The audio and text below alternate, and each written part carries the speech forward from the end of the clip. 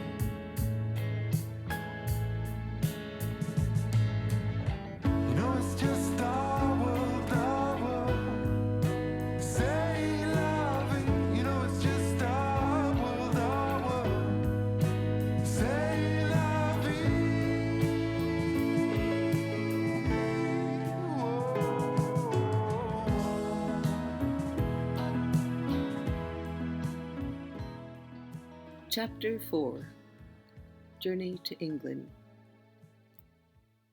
We were somewhere between Cincinnati and Washington, D.C., driving to the gig. I was sitting on David's lap in the back seat when Steve O'Rourke turned around and said to me, "Well, Ginger, are you coming back with us to England?" I turned pink at the suddenness of the question when I looked at David, and he said, "Do you want to?"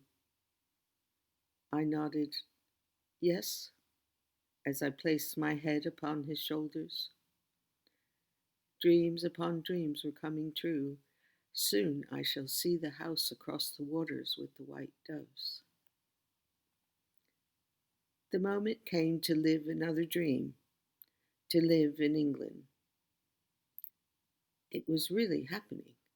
We were on the plane. We held hands throughout the journey, watching a movie to pass the time, sleeping occasionally in each other's arms because the flight was throughout the night. Morning came with the smell of coffee and bacon. I rubbed my sleepy eyes as I looked out the window at the new country I was about to know. It was like a patchwork of color and extremely green despite the winter.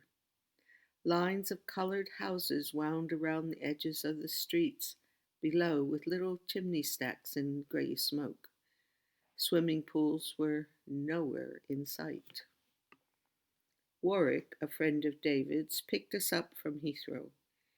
He also cared for David's home, doing odd jobs, and when he was away on tour, he took care of the house.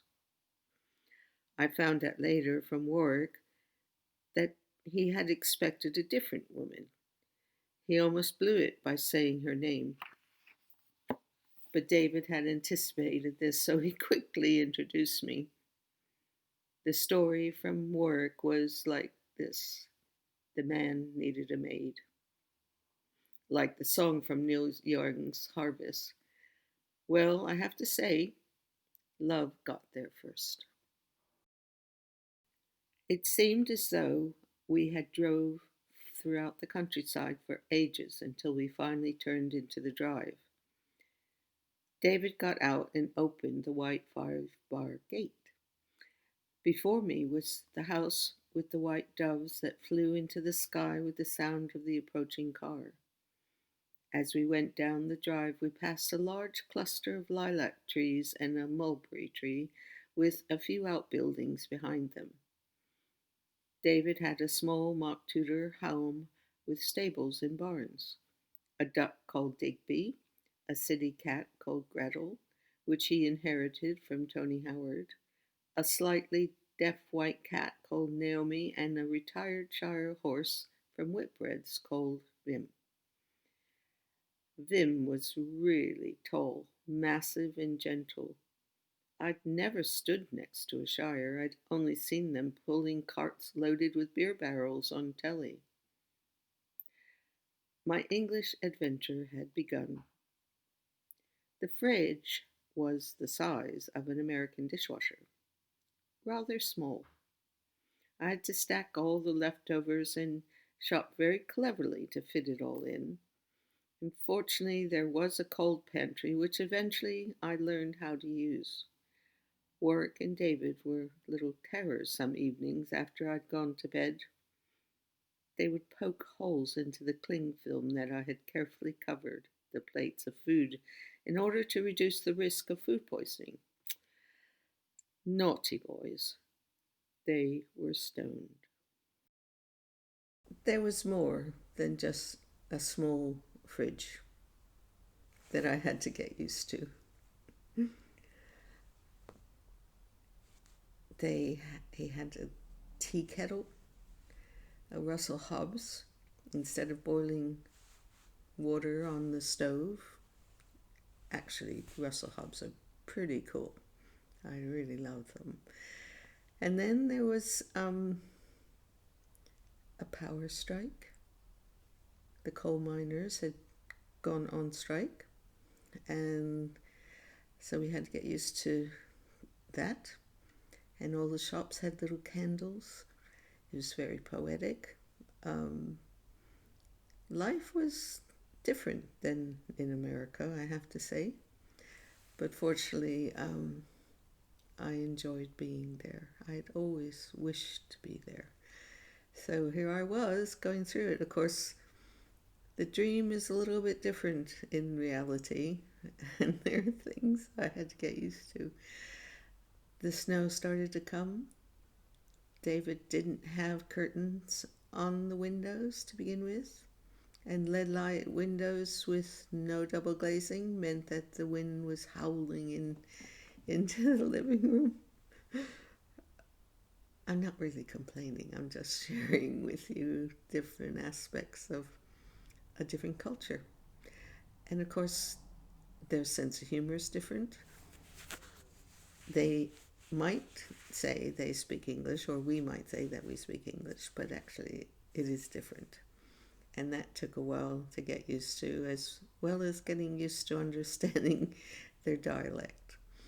But anyway, on with the story. We had a lot of cats eventually. I am a cat lover.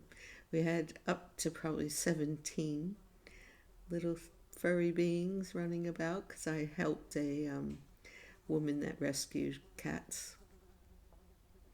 And then one day I went to the corner shop, Mrs. Little's, and she was holding this little tiny baby goat, a boy goat. And they were contemplating what they were going to do with it. They were going to really put it down. And I called up David and I said, David, Mrs. Little's going to kill the baby goat. Can I bring it home? So I did. He said yes. And we had little tiny Johnny Walker bottles that we put a teat on the end. And he sat in his rocking chair feeding our little baby goat for some time. But it became quite an adventure. He... I don't know if you've ever seen them, but they jump about. They're so cute. And then as he got bigger, he started to eat all my plants. So I put him in hanging baskets, and then he was able to jump onto the table and start eating the hanging flowers. Right, so then the next step was to put him out in the garden. Well, David's mom and I and our gardener, Jock, had gone to Chelsea Flower Show the previous spring and bought all these wonderful tulips and everything, which were just coming up. And of course, that was sweet for the Billy the goat. So he ate them all. At that point, we put him out in the field. David did not want to cut his horns off, so they grew. And we had let a couple girls board their other horses in the stables in return for taking care of a Vim. And of course, there they were, last seen running across the field with Billy chasing after them. So we had to put him on a chain. And then boy goats, becoming adults, do stink, I'm afraid. It came right across the whole field every day. There it was. But what really got us to a point of maybe we have to do something with this goat was when Billy and the horses were friends. And he would, be playing with them to the end of his chain. And sometimes he'd get his horns all caught up in their tails. It just got to be a disaster. But there's a happy ending. We found him a lovely goat farm where he was last seen making love to a lady goat and having babies. So that's my country adventures, and there's so much more in the book to tell you about. We used to go over to Steve and Jenny Marriott's on Mondays for tea and a spliff and pick up our mutual cleaning lady, Liesel. That was an experience that I talk about in the book. So this is it for the excerpt of Chapter 4. Let us continue. Thank you. Bye.